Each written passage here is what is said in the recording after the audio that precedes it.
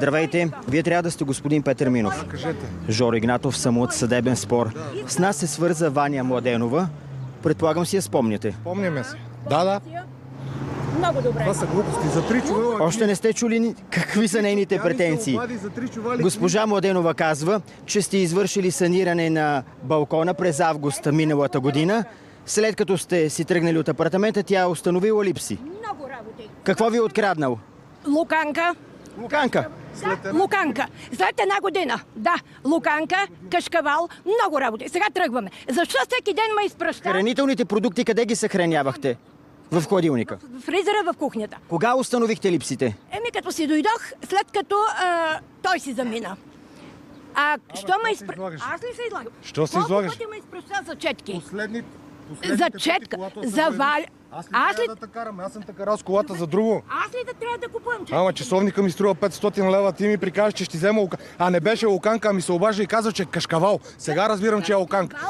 И за книги. За книги мога ти... Да, книги, гръцки книги. Не искам да... Извинявайте. Много ви уважавам, гледам предаването ви, но няма да... Хубаво е да обясните в крайна сметка. Изглеждате така нелепо. Изглеждате нелепо наистина. Друг има ли е достъп до жилището, освен вас? Аз и колегата ми. Абе, дали е циганче, дали е българче, това е... Вие и човек, който ви е помагал в извършване на строителните работи, така. След една година ще ми каже и под... Тя не ви го казва за първи път сега. И друг път сте имали такъв разговор. Да, по телефона каза и какво ти казах? За подправки и за един кашкавал. И вие как ли отговорихте? Ти майна, аз какво ти казах? Ти майна и на тебе иде и да... Защото ти обяснявам, че не съм ти пипал абсолютно нищо. Ти... Псувахте ли я на майка? Казах и го майна, казах и го, Да, и да. аз си го казах. Не лъжа и не такова. Не искам да се разправям с това отка. Никой Но вие продължихте да работите в нейния апартамент, като тя ви е оставила ключ от жилището, така ли? Оставя ключ. Тя си излиза. Как работихте? Всяка сутрин изпращахте ли ма да купувам четки? Всеки ден. Колко четки и вали? Каква ви беше оговорката? Оговорката да си гледа работата.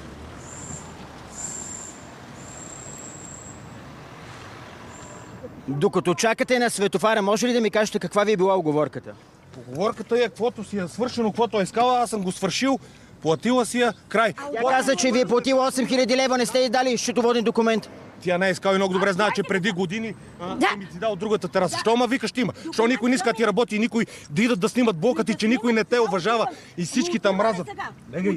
Бегай, не занимавай хората с глупост. За 3 чувала книги беше кашкавал, сега измисли и луканка. А часовниците къде са? Какви часовници? Моя часовник е 500 лева и аз си... И врата му е натежал от злато. На господин Минов бузите започнаха да му треперят от гняв, само като ви видя. Да, ще го страх, че аз го предупредих, че свобода на съдебен спор. Сега предлагам да отидем до жилището ви, за да видим как е свършил работата. Добре, нямаш проблем. Отиваме. Знаете ли си кода? Знам го. Не бия пак там да секнете, правите го пак. Ето. Ето. Спре. Спре.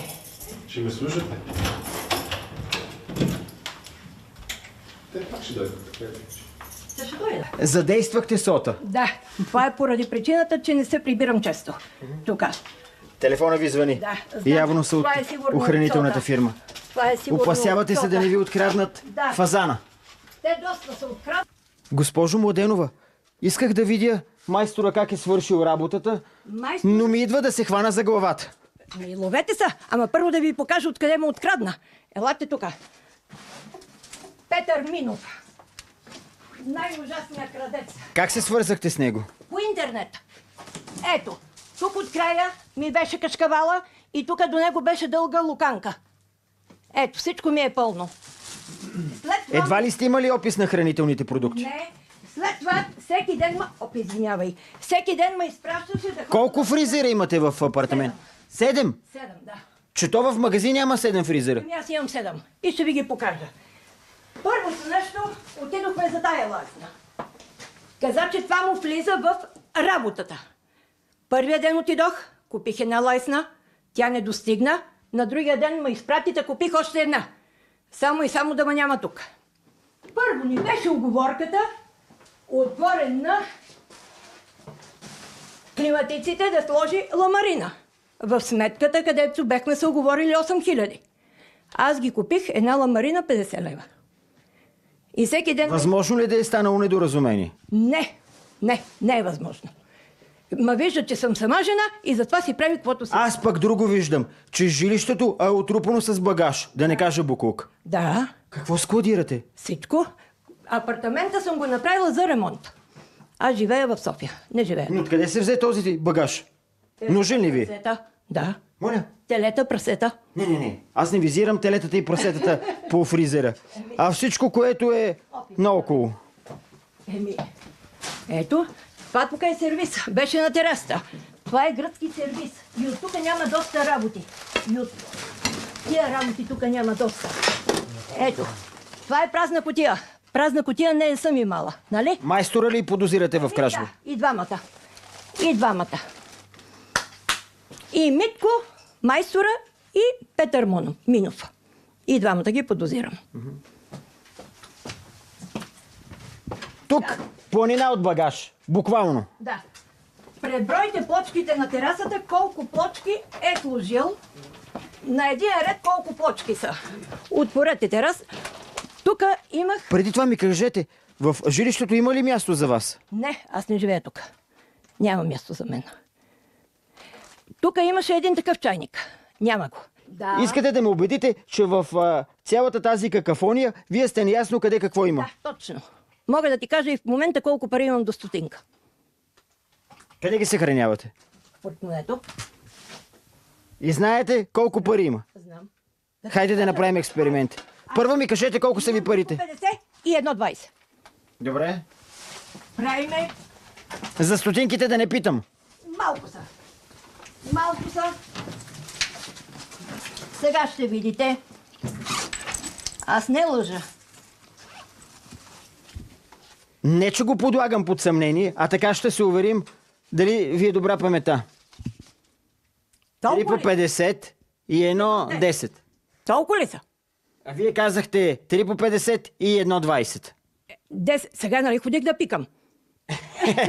И платихте 10 лева за туалет, нали? Ето ги имам, стотинките са тук. Стотинките всичко е тук. Добре, близо сте до истината. Да. Истината си е точна. Така. Санировката така и не видях. Тя от външната страна ли? Отвън, на другата тераса е санирането. Санирането е на другата тераса. Дърпай малко по-така. Трябва да го... така. Преброй колко плочки са тук. Ето, една... И плочки ли ви е откраднало? Да, ми пребройте ги колко са. 1, 2, 3, 4, 5, 6, 7, 8, 9, 10, 11, 12. В един пакет са 4. 12 реда, но не една плочка. Тук има плочка и половина. Това са 2 за едно. Направи сметка колко плочки са. Сметай. Колко плочки ви открадна? 3 пакета. 3 пакета с 3 плочки. пакета, да. Това са... Виждам, че има и зименина. Да, има. Става ли за консумация? Става. Кога са правени тези буркани? 3 години. Ним ли е минал срок? Не. И долу в мазето имам още. Погледни и другите хладилници, като не вервате къде са. Колко стайно е жилището? 4. 100 квадрата. 4 стайна апартамент. Голям апартамент. Да. Ето. Ето единия, ето другия. Ето третия. Хубава бяла техника. Да. С какво е пълна? Не може да стане. Ето. Това е пълно, това е пълно. Ето и това е пълно.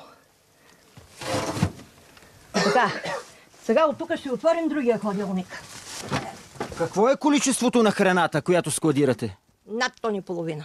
Повторете, какво е количеството на храната, която складирате? Половина. Тон и половина храна. Че вие може да нахраните целия китайски народ. Мога. Аз съм си го изкарала и съм си го купила с мои лично пари. Но защо вие да го правите? При толкова нуждаещи се и гладуващи хора, вие складирате по 7-те си фризера, които имате в жилището си, тон и половина храна. Това не е нормално. Защо да не е нормално? Всеки може да работи. Аз не съм длъжна да изкарвам. Госпожо, 100 живота няма да ви стигне да го изядете. Това си е мое. Ще го хвърлям, но няма да го дам. Много егоистично разсъждавате. Да, точно така. И леко психично. Никой ми не е дал на мене нищо и аз на никой не давам нищо. А откъде се взе тази храна?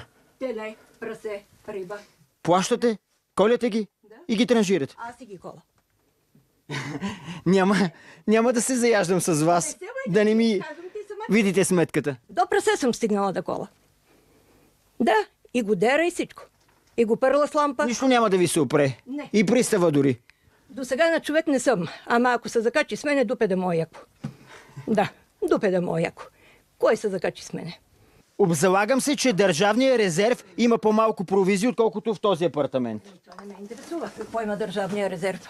Всеки си отговаря за него си, нали така? Това е пресичано. Пресичано домати. Има ли развалена храна? Не. Няма. На колко години я обновявате? На 2-3. И какво се случва с тази, която я подменяте? Може да изхвърля, но не я давам на хора. Хвърлям я, но не я давам. Защо? Не е ли много егоистично? Да, много е. Мен така ми харесва, така права. Голям чешит. Верно е. Ако се отчува някой е такова като мене, няма. Нито да се роди, нито да се отчува. Да. Имате ли деца? Имам един син, но по-добре яловите по-добре къде нямат деца. Това е познат. Това пък как го изговорихте? Да. Как го изрекохте? Как трябва го изговорих? Да, От кога не сте виждали сина си? 20 години. Какво се случи между вас? Той е ветеринарен лекар и го мързи да работи. Като го мързи да работи, нек си стои там. И да прави каквото иска. И е и наркоман плюс това. Вие имате ли вина за състоянието, в което е той? Имам, да. Защото аз му давах много пари. И го разглезихте. И го разгледах. Той ако искаше 5 лева, аз му давах 10. Той ако иска 10, аз му давам 30. Най-хубавите пасти, най-хубавите торти. Направи ли ви баба? Радвате ли се на внуче? Но внуче не го познавам. На каква възраст е? 11. И се гордея. Това е мен. От тук всичко, с което сме заобиколени, кое ви е най-мило? Всичко съм го изкарала с труд. Мия гъзове. Газомияч. Грижите се за болни хора. Да, газомияч. Това е на моя език. Газомияч. Не бях чувал за тази професия. Да, ще я чуеш. И думата не си я чул, той и докторите не знаят какво е това газомияч. Като дойде бърза помощ, не знае какво е това. Аз си казвам какво е.